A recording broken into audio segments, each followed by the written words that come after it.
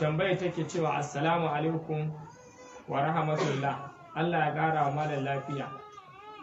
Malam, idan mahaifin mutum ya rasu, to kafin ya rasu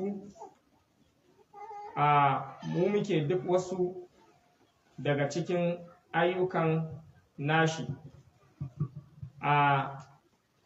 muke ayyukan ko noma,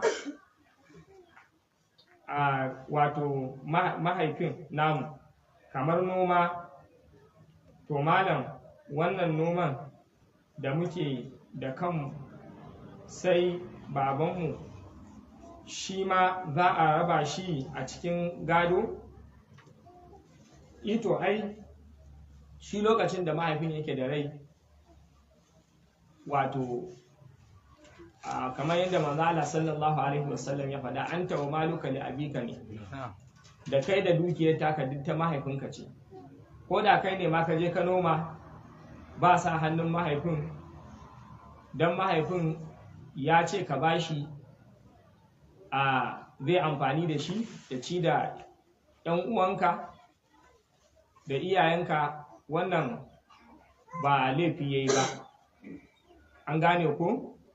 To bare kuma wanda kai da shi ne kuka haɗu kuka nema, kaga wannan shine min babu aula ya zanto dukiyarsa ce ba taka bace. An gane ko?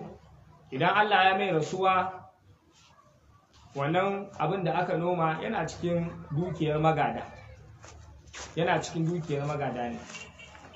Sai dai da yawa wasu yaran zaka ga haka ake samu, zaka samu cewa kamar in damuna ta yi suna yi wa iyayen aiki, wasu kuma daga cikin yaran sai ga su sun ƙi aikin.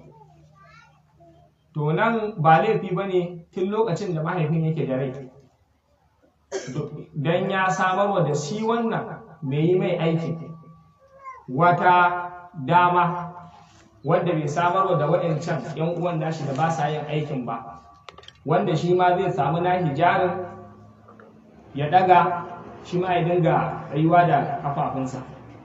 Kamar misali a ce duk damunar ya ba shi buhun taki, idan su sauran yaran sun muro sun ce su ma a ba su, sai ya ce ba zan ba ku ba, shi ma na ba shi lada ne, ba biyansa ne ba, lada ne na ba shi na aiki da yake taya ni, ku kuma ba ku taya ni.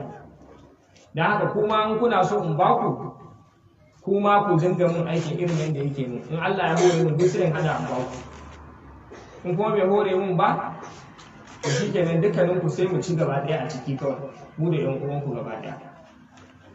Don haka wannan shine abin da ya kamata a ce a yi kawai. An fahimta ko?